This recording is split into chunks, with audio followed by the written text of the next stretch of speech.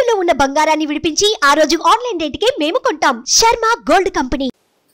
నమస్కారం, నేను గీతాంజలి. అందరికీ దేవీ శరన్నవరాత్రుల శుభాకాంక్షలు అండి. ప్రస్తుతం మనతో పాటు ఉన్నారు సమన్వయ సరస్వతి వాగ్దేవి పుత్రులు సామవేదం షణ్ముఖ శర్మ గురువు గారు.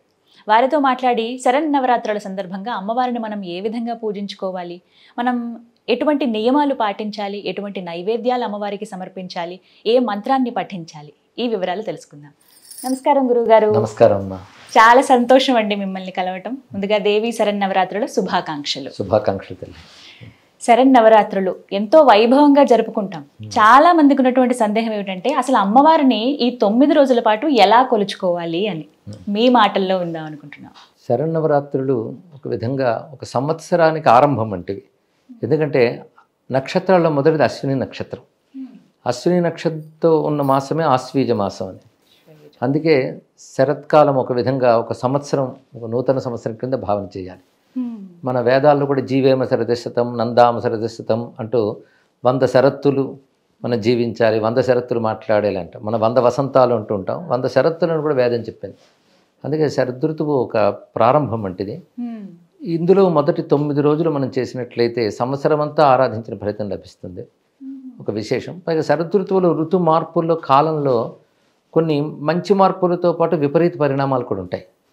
వాటిని యమదంష్టికలు అంటారు. ఆరోగ్యపరంగా కానీ ఇంకా మరణపరంగా కానీ ఇలాంటివి హేతువులు ఎక్కువ ఉంటాయి. వాతావరణ మార్పుల్లో వీటిల్లో కొన్ని వైపరీత్యాలు ఉంటాయని వాటి నుంచి రక్షించడానికి కూడా పరాశక్తిని ఆరాధించాలి శరన్నవరాత్రులు అని చెప్తారు.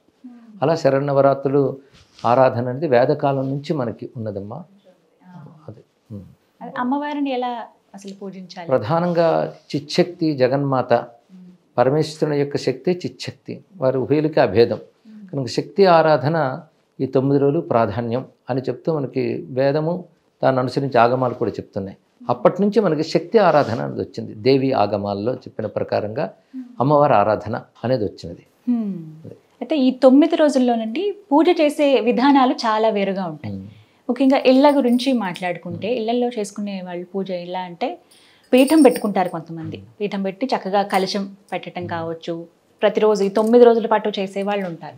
అసలు ఈ 9 రోజుల్లో ఎలా చేయాలనేది ఒక ప్రశ్న. మేము పీఠం పెట్టలేమండి, మాకు కలశం పెట్టడం కుదరదు, 9 రోజుల పాటు నేను చెయ్యలేను, అలాంటప్పుడు అసలు ఎలా అమ్మవారిని నేను కొలుచుకోవాలి అని అడుగుతూ ఉంటారు.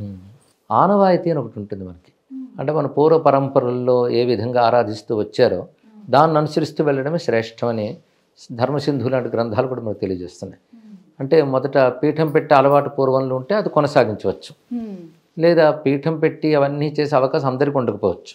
మన సంస్కృతిలో ఉన్న గొప్ప సౌకర్యం ఏంటంటే యథాశక్తి అని ఒక మాట ఉంది. వారి శక్తిని అనుసరించి వారు ఆరాధన చేస్తారు. పీఠం పెట్టి దీక్షగా 9 రోజులు చేసే పద్ధతులు చేయగలిగే వాళ్ళు చేస్తారు. అలాగే కొందరు యాగం చేస్తారు 9 రోజులు కూడాను. కొందరు జపము పారాయణ అంటూ ఉపాసన సంప్రదాయాలు ఉన్నారనుకోండి. శక్తి ఉపాసనల్లో ఉన్నటువంటి వారు తప్పకుండా చేసి తీరాలి. ఉపాసన సంప్రదాయంలో ఉంటే మాత్రం దీక్షగా చేస్తారు ఈ 9 రోజులు.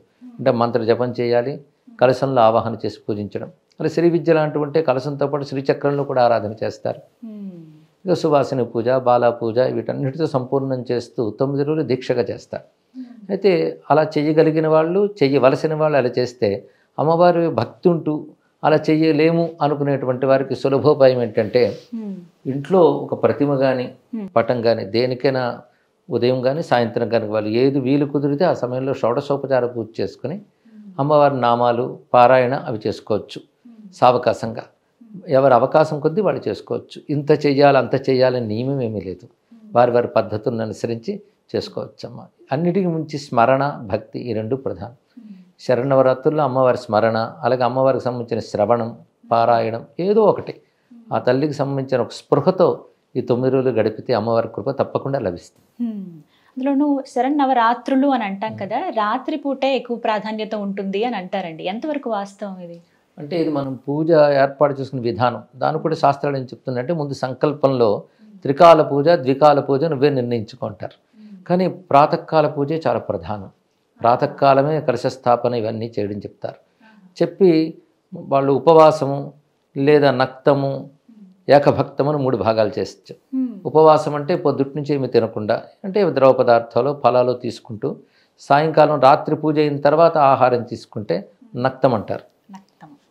ఏకభక్తము అంటే పగలేమి తినకుండా రాత్రిపూట భోజనం చేస్తే అది మనకి రాత్రిపూట భోజనం కాదు, పగలు భోజనం చేసి రాత్రిపూట పలహారం చేస్తే ఏకభక్తం అని చెప్తారు. ఉపవాసంలో 2 పూటల్లో కూడా అన్నం జోలికి వెళ్లకుండా ఏమైనా వాళ్ళు తినగలిగిన పదార్థాలు తీసుకుంటూ దాన్ని ముందే ఏర్పాటు చేసుకోమన్నారు ఈ నియమాన్ని. అంటే పాడ్యమి నాటి నుంచి చేసేవాళ్ళు ఈ 9 రోజులు మేము ఇలా చేస్తాం అనే సంకల్పంలో చెప్పుకోవాలి.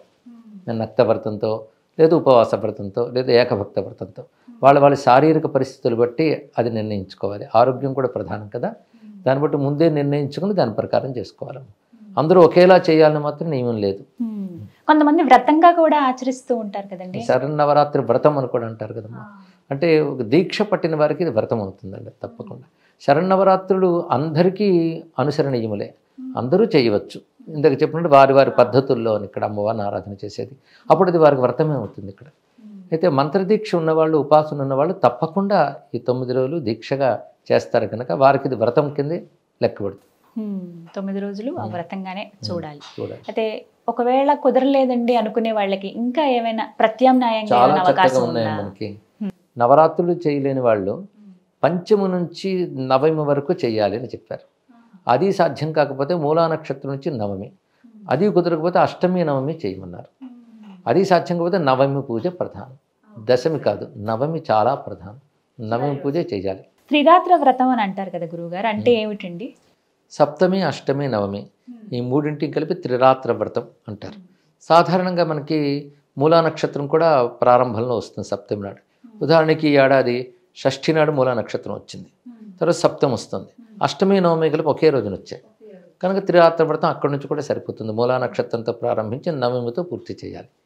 ఒక శ్రవణాంతే విసర్జయేత్ అని ఒక మాట ఉన్నది, అంటే శ్రవణేన విసర్జయేత్ అని వాక్యం కూడా కనబడుతుంది. శ్రవణ నక్షత్రంతో ఉద్వాసన చెప్పాలి. ఒక నవమి నాడే శ్రవణ నక్షత్రం ఉంటే ఆ రోజు ఉద్వాసన చెప్తారు. అయితే ఈసారి మనకు విజయదశమి నాడు శ్రవణ నక్షత్రం వచ్చింది కనుక 9 రోజులు పూజ చేసుకుని విజయదశమి నాడు ఉద్వాసన చెప్పచ్చు. మధ్యాహ్నానికి చెప్పుకోవాలి, మధ్యాహ్నానికల్లా చెప్తే సరిపోతుంది. ఇంకా విజయదశమి రోజే చేయాలి. సాయంకాలం మాత్రం దశమి సాయంకాలం ఉంటే సాయంకాల పూజ ఒకటి ఉంది, శమీ వృక్ష పూజ చేయాలి. అప్పుడు ఆరాధింపబడే అమ్మవారి పేరు అపరాజిత. జయ విజయ సమేత అపరాజిత దేవిని ఆరాధన చేస్తారు. అయితే ఈ విజయ ముహూర్తం పేరు విజయ. అది ఆ సంధ్యాకాలంలో దశమి ఉన్నప్పుడు ముహూర్తానికి విజయా ముహూర్తం అంటారు. ఇక్కడ ముహూర్తాలకు ఒక్కొక్క దానికి ఒక్కొక్క పేరుంది. రామాయణంలో కూడా వింద ముహూర్తం నాడు రావణాసురుడు సీతాదేవిని తీసుకువెళ్ళాడు అంటాడు జటాయువు. ఆ ముహూర్తం పేరు వింద, ఈ ముహూర్తం పేరు విజయ. కానీ ముహూర్తం విజయదాయినైన ముహూర్తం కనుక విజయద శమి విజయదశమి, విజయాన్నిచ్చే శమీ వృక్షను శమీ పూజన చేస్తారు. విజయదశమి అయిన ముహూర్తానికి కనుక ఆ సమయానికి పూజ చేస్తారు. అప్పుడు కలసి ఉద్వాసన అయిపోయినా పర్వాలేదు, సాయంకాలం పూజ శమీ వృక్షం దగ్గర చేయడం. ఇది విజయదశమి నాడు. అయితే ఈ నవరాత్రుల్లోనండి అమ్మవారిని అలంకారాల ప్రకారంగా పూజించుకోవాలా లేకుంటే నవదుర్గలుగా పూజించుకోవాలా అనేది చాలా మంది సందేహం. అసలు ఎలా పూజించాలి? 9 రోజుల్లో ఒక్కొక్క రోజు ఒక్కొక్క దుర్గా ఆరాధన అని ఎక్కడ శాస్త్రంలో లేదమ్మా. నవదుర్గల పేర్లు మాత్రం ఉన్నాయి. అదే ప్రథమం శైలపుత్రీతి, ద్వితీయం బ్రహ్మచారిని చెప్పబడుతూ మనకి దేవి మహాత్మ్య గ్రంథంలో కవచ భాగంలో చూపిస్తారు నవదుర్గల పేర్లు. ఈ నవదుర్గలతో ఉన్న శక్తి దుర్గని ఆరాధించడం 9 రోజుల్లో ఒక పద్ధతి. శ్రీ విద్యోపాసకులు లలితాదేవిగా 9 రోజులు ఆరాధన చేస్తారు. ఎక్కువ భాగం భారతదేశంలో జరుగుతున్నది ఏంటంటే మహాకాళి, మహాలక్ష్మి, మహాసరస్వతి స్వరూపిణిని 3 రూపాలను ప్రతిష్ఠ చేస్తారు. మనకి వంగదేశంలోను, ఉత్కళ రాష్ట్రంలో, మధ్యప్రదేశ్ నార్త్ సైడ్ అంతా కూడా పెద్ద పెద్ద పండాలు వేసి ఆ విగ్రహాలను పెడతారు. మహాకాళి, మహాలక్ష్మి, మహాసరస్వతి. మనం అనుకునే సరస్వతి, లక్ష్మి, దుర్గలు కావవి. ఈ మహాకాళి, మహాసరస్వతి, మహాలక్ష్మి అనేది దేవీ మహాత్మ్యం ఆధారంగా నిర్మించే మూర్తులు. అక్కడ మహాకాళి మధుకైటవ సంహారం చేసిన శక్తి మహాకాళి, మహిషాసుర మర్దనం చేసిన శక్తి పేరు మహాలక్ష్మి, శుంభ నిశుంభ సంహారం చేసిన తల్లి పేరు మహాసరస్వతి. ఈ 3 కూడా దుర్గ యొక్క రూపాలే. అందుకే ఇవి ప్రధానంగా ఈ 3 రూపాలను పెడతారు. ఇవి మనకి దేవీ మహాత్మ్యం చండీ సప్తశతిలో ప్రథమ చరిత, మధ్యమ చరిత, ఉత్తమ చరిత అని ఈ 3 చరిత్రలు ఉంటాయి. చివరి అధ్యాయంలో అమ్మవారు మరొక 9 రూపాలు చెప్తారు. అవి శాకంభరి, నందాదేవి, భ్రామరి రూపాలు. వాటిని కూడా అక్కడ ఆవాహన చేసి పూజించాలి. ఈ విషయం అంతా కూడా మనకి ఆగమాల్లో వైకృతిక రహస్యం, మూర్తి రహస్యం అనేటువంటి భాగాల్లో మూర్తుల్ని ఎలా పెట్టాలి, ఏ దేవతని ఎలాగ ఆవాహన చేయాలి, ఎలా పూజించాలో అనే పద్ధతి ఉంది. అది శరత్కాలంలో చేయడం విశేషమని కూడా ఆ శాస్త్రంలో చెప్పారు. దేవీ మహాత్మ్యం చివరి అధ్యాయంలో అమ్మవారి స్వయంగా శరత్కాల పూజ చేసి ఇది పారాయణ చేసి హోమం చేస్తే నేను ప్రీతి చెందుతానన్న మాట ఉంది. దాన్ని అనుసరించే మన దేశంలో అనేక చోట్ల ఈ ముగ్గురు మూర్తులను పెడతారు. ఆ క్రింద కూడా కొన్ని మూర్తులు ఉంటాయి, మనం పరిశీలించం కానీ పెడతారు. ఇది పెట్టి మళ్ళీ కలశ స్థాపన కూడా చేస్తారు. మూర్తి యందు కలశమనందు పూజ జరుగుతుంది. అదే సమయంలో బాలా పూజ, సువాసిని పూజ, వాళ్ళు కుమారి పూజ అంటారు దుర్గారాధనలో. శ్రీ విద్యలో బాలా పూజ అంటారు. ఆ కుమారి పూజ చేస్తారు, సువాసిని పూజ చేస్తారు సమయంలో. అంటే అమ్మవారిని విగ్రహంలో, ప్రతిమలో, స్త్రీమూర్తి యందు అంటే కలశంతో పాటు ఇన్ని విధాలుగా ఆరాధన చేస్తారు. అదే యంత్రారాధన వల్ల యంత్రమనందు కూడా ఆరాధన చేయడం కనబడుతుంది. ఇలాగా ఆరాధించడం మన దేశమంతా మనకు కనబడుతున్నదమ్మా. ఇది ఒక పద్ధతి. అది అలాగే శ్రీ విద్యా సంప్రదాయాలు ఉన్నటువంటి వారు కలశం పెట్టుకుని శ్రీచక్రంతో పాటు ఆరాధన చేస్తారు. వాళ్ళు సువాసిని లలితాదేవిగా భావిస్తారు. ఇక కుమారి బాలా త్రిపుర సుందరిగా ఆరాధింపబడుతుంటుంది. ఇదొక పద్ధతి. ఇక అలంకారాలు అంటారా, అది మనకి శాస్త్రాల్లో చెప్పబడలేదు. ఈరోజు ఈ రూపం అనే వర్ణన ఎక్కడా లేదమ్మా. అంటే ఖచ్చితంగా లేదు. మొత్తం మీద పరాశక్తిని ఆరాధించడం ప్రధానం. అది దుర్గా రూపం కావచ్చు, లలిత కావచ్చు, అన్నీ కలిపి ఒకే అమ్మవారు. ఇన్ని రూపాలు ఆ తల్లివే, ఆ జగన్మాత, ఆవిడని ఆరాధించడం అని. అయితే ఈ అలంకారాల పద్ధతి ఎక్కడొచ్చాయంటే ఆలయాలు బట్టి వచ్చింది. ఉదాహరణ మన విజయవాడలో కనకదుర్గ అమ్మవారు, అక్కడ అనూచానంగా మనకి 9 రోజులు ఒక్కొక్క అలంకారం వేస్తారు. 10వ రోజు కూడా రాజరాజేశ్వరి రూపం ఉంటుంది. ఇలాగ అక్కడ చేస్తారు కనుక తెలుగునాట అందరూ కూడా వాటిని అనుసరించి ఆ రోజును పూజించాలి అని పూజిస్తూ ఉంటారు. అలాగే భద్రకాళి ఆలయం ఉంది మనకి తెలంగాణలో, అక్కడ మళ్ళీ వేరే రకాల అలంకారాలు ఉంటాయి వరంగల్లో. అది మంచి పద్ధతి. ఇది ఆలయాల్లో అది చూపించడం చాలా మంచిదే. ఇందులో మరొక భావం ఉంది. ఒకే దేవతకి రోజుకో రూపం వేస్తున్నాం అంటే అర్థం ఏంటి, ఇన్ని రూపాలు ఒకే తల్లి ధరించిందని ఒక అద్భుతమైన భావం మనకి కలుగజేస్తున్నారు. తద్వారా ఆ మూర్తులను కూడా మనం ఉపాసించడం జరుగుతుంది. కానీ మన ఇళ్లలో అలా చేసుకోవాలని అక్కడే లేదు. ఇక నవదుర్గల్ని విడివిడిగా పూజించడం అనేది లేదు. కొన్ని సంప్రదాయాల్లో ఒక్కొక్క రోజు ఒక్కొక్క దుర్గని స్మరించడం జరుగుతుంటుంది. నవదుర్గలకి నవరాత్రులకి సంబంధం చూపిస్తారు, కానీ అటువంటి సంబంధం ఎక్కడ కనబడదు. అయితే నవదుర్గా స్మరణ మాత్రం దేవి ఆరాధనలో ప్రతిరోజు ఉంది. ఈ 9 రోజుల్లోనూ శైలపుత్రి మొదలుకొని చివరికి సిద్ధిదా ప్రోక్త వరకు కూడా 9 దుర్గల స్మరణ మనకు కనబడుతుంది. కానీ ఒక్కొక్క రోజు ఒక్కొక్క దుర్గకి అని మాత్రం ఎక్కడ కనబడుతుంది. ఎలా కొలిచినా ఏదైనా అమ్మే చివరికి అమ్మవారికి అంటారు. వారి వారి శక్తి అనుసారం, వారి వారి శ్రద్ధానుసారం హాయిగా కొలుచుకోవచ్చు. ఇది పూజించే క్రమంలోనండి ఇంటి దగ్గర అసలు ఏమేమి మంత్రాలు శ్లోకాలు పఠించాలి అనేది, ఎందుకంటే ప్రతిసారి అయ్యగారు ఎవరు అందుబాటులో ఉండరు, ఒక్కళ్ళే చక్కగా పూజ చేసుకుంటారు. ఒకళ్ళు 4-5 కలిసి చేసుకున్నా ఏ మంత్రాలు పఠించాలి, దేవి స్తుతి చదవాలా, ఖడ్గమాల చదవాలా, లక్ష్మీ అష్టోత్తరం చదవాలా, లేకపోతే దుర్గాదేవి అష్టోత్తరం చదవాలి, ఇలా చాలా మందికి ఒక సందేహం అండి. వివరించండి గురుగారు. చాలా బాగుంది. సాధారణంగా మంత్రాలు, వాటికి సంబంధించిన కవచాలు, వీటి జోలికి మాత్రం ఉపదేశం లేకుండా వెళ్ళకూడదమ్మా. మంత్ర సంబంధమైనవి ఏవి చేసినా మంత్రోపదేశం ఉంటేనే చేయాలి. అవి లేకుండా బీజాక్షరాలు ఇవన్నీ చేసేరాదు. స్తోత్రాలు మాత్రం మనకి ఋషులు అందరి కోసం అనుకూలంగా చాలా ఇచ్చారు. అది వాళ్ళ ఇచ్ఛానుసారం చేసుకోవచ్చు. లక్ష్మీ అష్టోత్తర శతనామం ఉంది, సరస్వతీదేవి ఉంది, గౌరీ ఉంది, 3 కలిపి చేసుకోవచ్చు. ఇక 9 రోజులు ఉన్నా కనుక ఒక్కొక్క రోజు వాళ్ళు ఎంపిక చేసుకోవచ్చు, చేసుకుని కూడా ఆరాధన చేసుకోవచ్చు. ఇక సహస్రనామ స్తోత్రాలు చాలా ఉన్నాయి, చేసుకోవచ్చు. ఈ ఖడ్గమాలు లాంటివి అంటారు, అవి శ్రీ విద్యకి అంగములు. అవి ఆ మంత్రం ఉన్నప్పుడు ఖడ్గమాలు చేసుకోవచ్చు, లేనప్పుడు ఖడ్గమాల వదుల అవసరం కూడా లేదు. సహస్రనామ స్తోత్రాలు చేసుకోవచ్చు. అలాగే దేవీ మహాత్మ్యం ఏదైతే చండీ సప్తశతిన ప్రసిద్ధి చెంది ఉందో దానికి అర్గళ, కీలకము, కవచం అనుకున్న అంగములు తంత్రశాస్త్రం బట్టి వచ్చాయి. అది ఆ ఉపదేశం ఉన్న వాళ్ళు చేయొచ్చు. ఉపదేశం లేని వాళ్ళు దేవీ మహాత్మ్యంలో అద్భుతమైన స్తోత్రాలు ఉన్నాయి. పైగా అమ్మవారిని తలంచుకుంటే ఆనందం కలిగేటంత మంచి స్తోత్రాలు ఉన్నాయి. భక్తి ఉంటే చాలు, ఆ భక్తితో ఆ స్తోత్రాలు చదువుకోవచ్చు. 13 అధ్యాయాల గ్రంథం అది. అందులో 4 అధ్యాయాల్లో అమ్మవారి స్తోత్రాలు ఉంటాయి. 1వ అధ్యాయం, 4వ అధ్యాయం, 5వ అధ్యాయం, 11వ అధ్యాయం. ఈ మొత్తం ఈ 4 అధ్యాయాల్లో అద్భుతమైన స్తోత్రాలు ఉంటాయి. వీటిని అధ్యాయ చతుష్టయం అంటారు, స్తోత్ర చతుష్టయం అనుకుంటుంటారు. ఇది అందరూ చదువుకోవచ్చు చక్కగా. ప్రతివారు దీన్ని దీక్షగా చేస్తే మొత్తం సప్తశతి పారాయణ చేసినంత ఫలితం కూడా లభిస్తుంది. ఈ 4 చేసుకుంటున్నాం. దానికి పెద్ద ఉపదేశాలు, దీక్షలు ఇవేం అక్కర్లేదు. భక్తిగా మనకు తెలిసిన శుచి పాటిస్తూ అమ్మవారి నామస్మరణ చేసుకొని చక్కగా ఆరాధన చేసుకోవచ్చు. అమ్మ నామమే మహామంత్రం. శ్రీ దుర్గాయే నమః అనుకోవచ్చు, శ్రీ మహాలక్ష్మి నమః. అంటే ఇలా ఇవేవి చదవలేని వాళ్ళకి సులువుగా ఏదన్నా మంత్రం చెప్పండి గురుగారు. సులభమైతే మొత్తం మనకి దేవి భాగవతంలో ప్రథమ శ్లోకం ఉంటుంది. అది 3 పాదములు ఉంటాయి. దానికి ఒక్కొక్క పాదానికి 8 అక్షరాలు, 24 అక్షరాలు మహామంత్రం. గాయత్రి స్వరూపం. వేద గాయత్రికి అయితే కొన్ని నియమాలు, కొన్ని సంస్కారాలు అవసరం. మళ్ళీ వేదం గాయత్రులు ఏ భావం ఉందో ఆ భావాన్ని తీసుకుని వ్యాస మహర్షి మనకి దేవి భాగవతాన్ని అందించారు.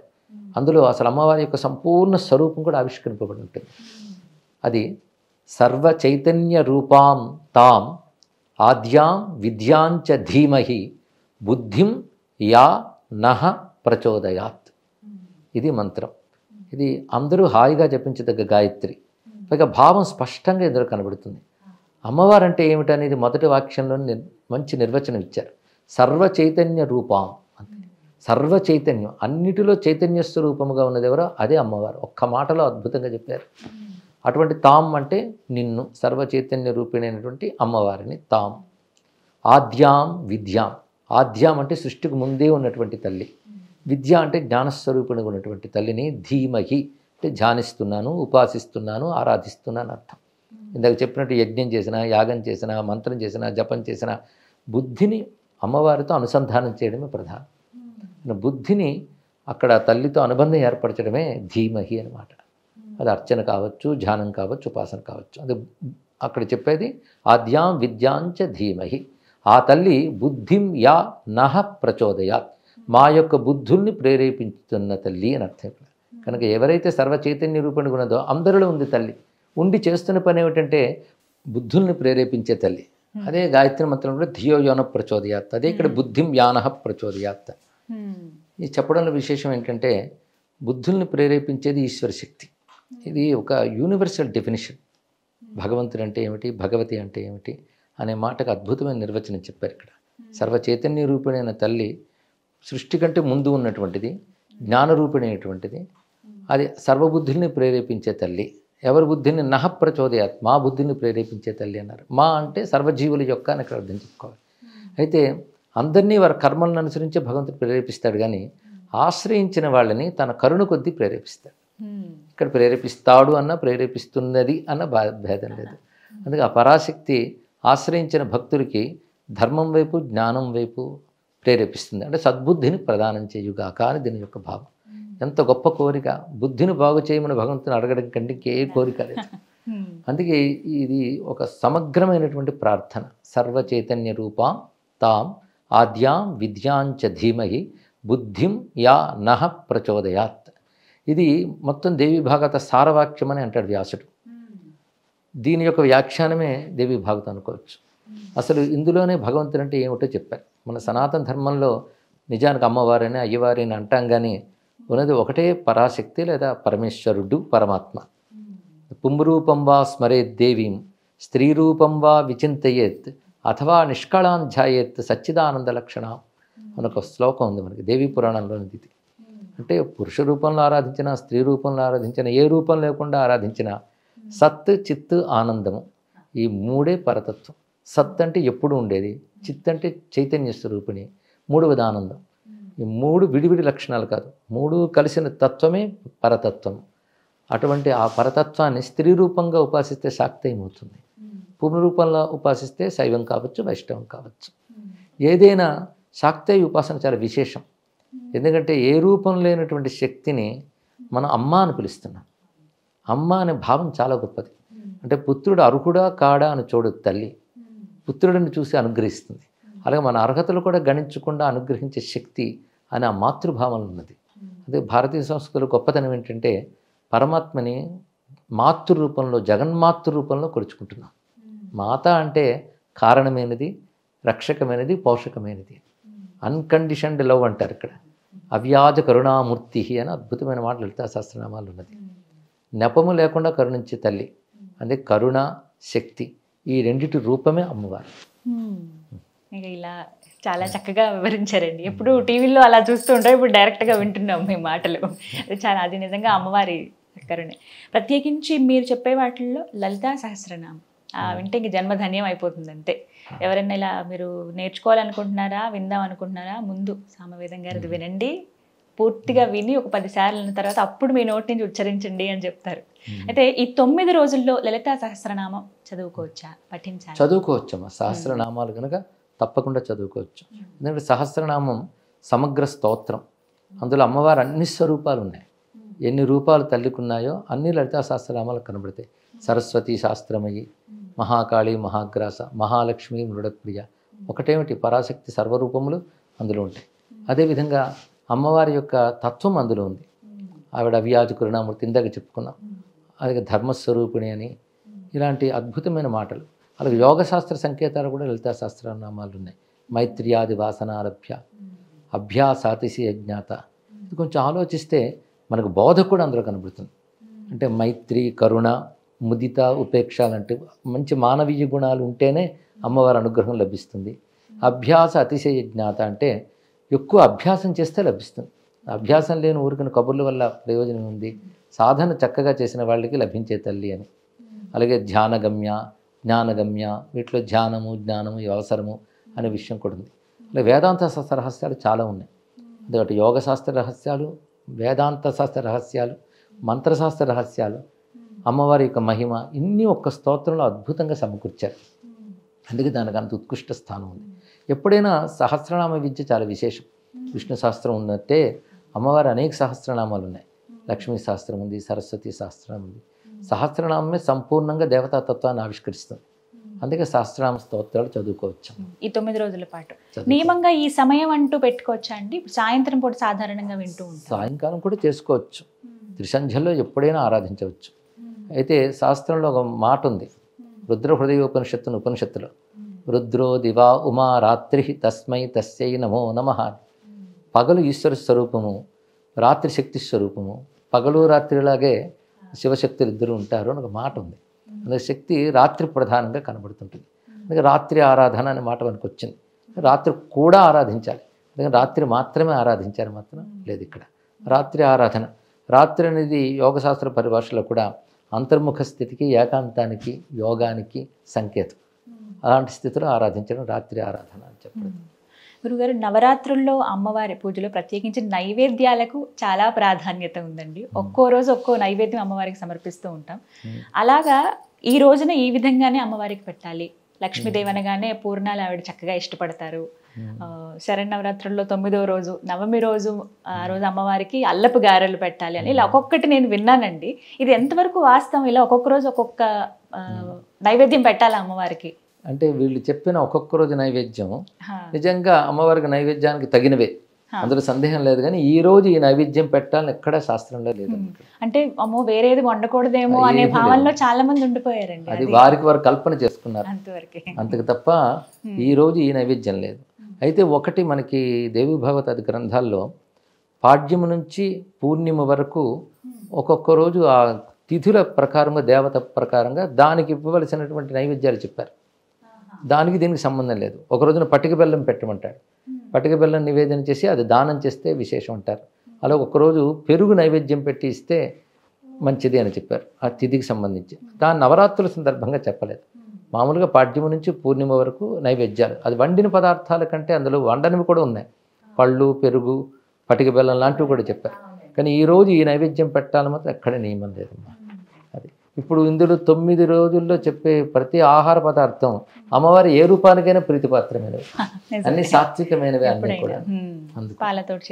అయితే మనకి లలితా సహస్రనామాల్లో పాయసాన్న ప్రియ, ముద్గౌదనాసక్త చిత్త, గుడాన్న ప్రీత మానస ఇవి కనబడతాయి.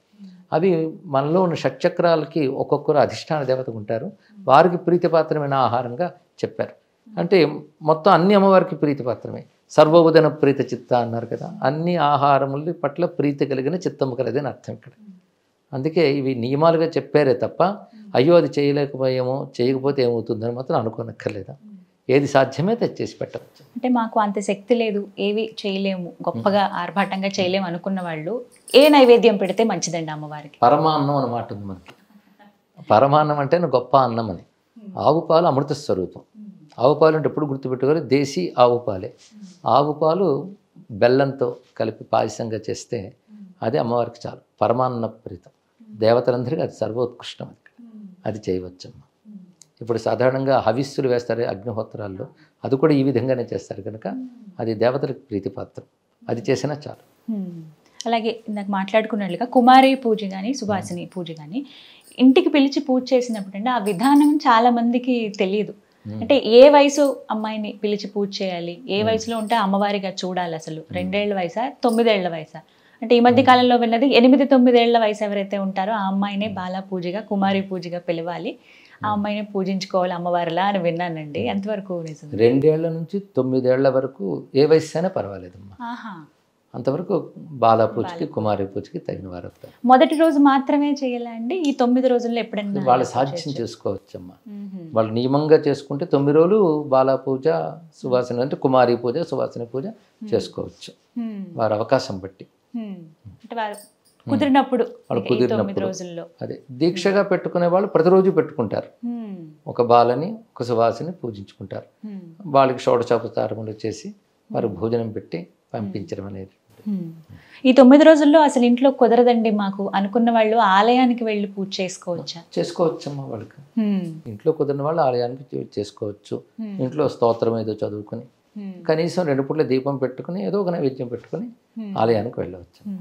9 రోజుల తర్వాత అసలు ఏ విధంగా ఉండాలి? ఈ 9 రోజుల పాటు ఒక పద్ధతిని ఆచరించుకుంటూ వెళ్తారండి. మొదటి రోజున ఈ 9 రోజుల్లో బాగా అలర్ట్ అవుతుంది, అమ్మవారిని చాలా చక్కగా పూజ చేసుకుంటారు. 10వ రోజు ఆ తర్వాత నుంచి అసలు జీవితం అనేది ఎలా ఉండాలి, ఏం నేర్చుకోవాలి శరన్నవరాత్రి నుంచి? శరన్నవరాత్రి నుంచి ప్రధానంగా శరన్నవరాత్రుల ఉద్దేశం ఏంటంటే మనలో ఉన్నటువంటి తామస రాజస ప్రవృత్తులు తగ్గి సాత్విక ప్రవృత్తి పెరగాలి. అదే అమ్మవారు అసుర సంహారం చేసిన గాథల్లో కూడా ఉన్న అంతర్యం అంతా కూడా. రాక్షసులు అంటే రాజస్తామస గుణాల యొక్క స్వరూపం. ఇవి మనలో ఉన్న ప్రమాదం, సమాజంలో ఉన్న ప్రమాదం. కనుక మనలో బయట కూడా ఈ రాజస తామస ప్రవృత్తులు తగ్గి ఆ 2 ఉంటే హింస పెరుగుతుంది. ఆ 2 తగ్గితే హింస స్వార్థం మొదలైన పోతాయి. సాత్విక గుణాలు అనేటువంటి సౌమ్యత, అహింస, శాంతము ఈ గుణాలు రావాలి. అది సమాజంలోనూ రావాలి, ప్రకృతిలో కూడా రావాలి, మనలోనూ రావాలి. ప్రకృతి కూడా ప్రకోపిస్తే ప్రమాదం కదా. అదే ప్రకృతిలోని సాత్వికత, మనలో సాత్వికత రక్షింపబడాలి. అందుకే సాత్విక గుణాలని దేవతలు అంటారు, రాజస తామస గుణాలని రాక్షసులు అంటారు. అందుకే అమ్మవారు చేసిన సంహార గాథలో ఈ రాజస తామస గుణాలు తగ్గి ఇది పెరగాలి. అందుకే 9 రోజులు పూజ తర్వాత మనలో ఆ పరిణామం రావాలి. ఆ పరిణామం కలిగించమని అమ్మను మనం ప్రార్థించాలి. దానికి మన ప్రయత్నము భగవద్ అనుగ్రహం 2 కావాలి. అందుకే మనం చెయ్యెత్తితే భగవంతుడు చేయూతనిస్తాడు. చెయ్యెత్తనప్పుడు చేయూత లేదు కదా. అది మన ప్రయత్నం చేయెత్తడమైతే ఆ తల్లి అనుగ్రహం చేయూతనివ్వడం. అది మనం నేర్చుకుని ఆ సద్గుణాలు అలవాటు చేసుకోవాలి. ఇప్పుడు ఈ స్తోత్రాల్లోనూ ఈ పారాయణంలోనూ చెప్తున్న ఆంతర్యం అది. అందుకే ఊరికనే జడంగా చదివేయకుండా కొంచెం భావం తెలుసుకుని అవి చేసినట్లయితే తప్పకుండా అమ్మ అనుగ్రహం ఉంటుంది. మన ప్రయత్నానికి తల్లి సహకారం ఉంటుంది. మన పరివర్తన తీసుకురావాలి, గుణాల్లో మంచి మార్పులు తీసుకురావాలి. ఒక విషయం తెలుసుకోవాలనుకుంటున్నాం, మీరు అసలు ఏ విధంగా నవరాత్రులు జరుపుకుంటారండి? అంటే మాకు భగవద్ అనుగ్రహం వల్ల మా ఇంటి పరంపర ఒకటి ఉన్నది. గురువులు నాకు ఇచ్చిన దీక్షలు ఉన్నాయి. దాన్ని అనుసరించి నేను నవరాత్రులు ఆరాధన చేసుకుంటాను. 9 రోజుల పాటు చాలా నిష్ఠగా పూజా కార్యక్రమాలన్నీ ఉంటాయి. చేయగలిగినంత చేసుకుంటాను పెద్దలు చెప్పినట్టు. ఎప్పుడు మిమ్మల్ని కలిసినప్పుడు ఖచ్చితంగా ఈ ప్రశ్న నేను అడగాలనుకున్నాను. అమ్మవారి అనుగ్రహం మీ మీద కలిగినటువంటి ఆ భావనలు కానీ ఆ సంఘటనలు ఏమైనా మాతో పంచుకుంటారా? అసలు అమ్మవారి అనుగ్రహం కలిగితే ఏమనిపిస్తుందంటే ప్రపంచమంతా అమ్మవారి అనుగ్రహ స్వరూపమే అని అర్థమవుతుంది. ఇక్కడ అది మనకు కలిగితే అనుగ్రహం కలిగినట్లే. అంతకుమించి పెద్ద మిరాకిల్స్ అనేవి ఉండవు. ఎందుకంటే ప్రపంచమే పెద్ద మిరాకిల్. ఉదయం సూర్యుడు సమయానికి తూర్పును ఉదయించడమే మిరాకిల్. జగమంతా అమ్మవారి మహిమే. జగమంతా అమ్మవారి మహిమను గుర్తించే స్థితి మనకు వస్తే అదే అనుగ్రహం, అదే అనుభవం. వాటితోనే వెళుతుంది జీవితం. చాలా చక్కగా వివరించారండి. ఇంకొక ప్రశ్న గురుగారు, ఇప్పుడు కొంతమంది కొన్ని దేవతల్ని ఆరాధిస్తూ ఉన్నారు, ఇది నిషిద్ధం అని చెబుతున్నారు కొంతమంది. వారాహి అమ్మవారు కానీ ఇళ్లలో ఫోటో పెట్టుకోవడం దగ్గర నుంచి పూజ చేసే విధానం వరకు కూడా కొన్ని గుప్తంగానే ఉండాలి, ఎందుకు బయటికి చెప్తున్నారు అనేది చాలా మంది నోట్లో వింటున్నమాట. నిజంగా అసలు అలా అమ్మవారిని పూజించొచ్చా అందరూ సహజంగా, అంటే మాలాంటి వాళ్ళం? అమ్మవారిగా వారాహిదేవిని శ్యామలాదేవిని ఆరాధించడం తప్పేమీ కాదమ్మా. అయితే ఉపదేశము పద్ధతి లేకుండా మాత్రం మహామంత్రాలు జోలికి వెళ్ళరాదు. అలా మహామంత్రాలతో పూజించవలసినవి ఏవైతే ఉన్నాయో వాటిని సామాన్యంగా తీసేసుకోకూడదు.